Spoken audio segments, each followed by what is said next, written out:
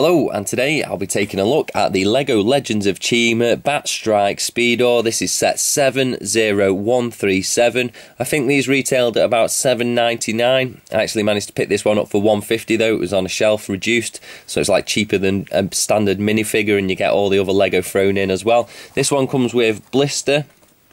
As you can see there, we'll take a closer look at him when we get inside, and on the back it just shows you that you can connect a couple of the sets, comes with a few cards and a few other bits and bobs. So let's get this open and see if it's worth the cash. So here he is, at blister on his speeder, whatever you want to call it, they've spelled it a bit weird.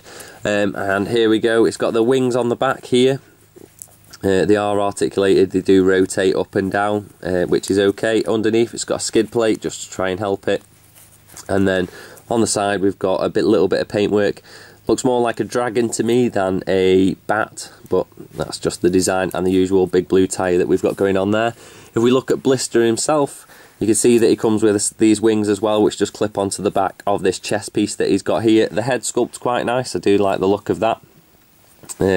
Maybe not too fond on the grin that they've painted on there, but still it's quite a nice looking piece. The nose underneath, you can see he's got like a bit more of a piggy nose there. No face on the back, unfortunately. You do get faces on most of the other Chima sets, but not on this one, which is a bit of a shame. And then pop that off, and then if we look at the actual design, you can see a bat logo there, a few scratches, nice bits of armour. I think he needs a bit of a bikini wax going on here. And then also there's just a small bat sign there, a little bit like a cheap Batman sign.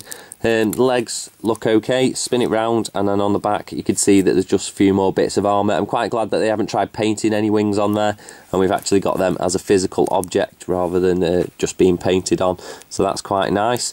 So there he is, blister, happy with him. Definitely probably would have paid just the $1.50 for that figure alone. And then onto the actual jump that the speed is supposed to go over. Now this does come with two little rubber bits on the bottom, so obviously try and give it a spring, so it presses down, it bounces back up and springs up. Unfortunately that's not the case, that's not what actually happens. What happens is it goes over and then it just throws the speeder upside down and rolls around. It's no way heavy enough to cause it to bend down and jump back up, so that's just not the effect that you get. But as you can see, the friction from the rubber wheel just pulls that up and it just causes it all to go in a complete mess. And that's if you can actually hit the target, because it's so small, and the speed that these things actually get up to when you pull it properly, it makes it quite difficult unless you placed it right in front of it before you let it go, but then you still have the same problem, just doesn't work that well. Come over to the obstacle that it actually jumps over. Whether this is supposed to actually look like a bat, I'm not too sure. As you can see here, it does come with two big wings that are stuck on the side. I do like those bits alone, so that's nice, and it does rotate in and out, so whether you wanted to make it a little bit more difficult to try and jump over, then you can always do that. Other than that, the bricks, not too many to be honest, but for a $7.99 set, for the other stuff that you get in it, that's what you'd normally get for Lego anyway. Then to the Chima gems, if that's what they're called, you get 6 of those. Plenty of these in my collection now, just mounting up, and all they are is just stacked like that because I'm not going to actually use them for the game. And then also it comes with these, which I believe are the ones that you have to knock over to get your points to achieve your Chima gems. So they're okay, more Chima gems that you're just not going to use. Skid plate's quite useful, and then obviously the white cones that go on, and I think we get 4 of them. Yeah, 4 of those there. With blister also in the pack, he came with this like trident spear thing here.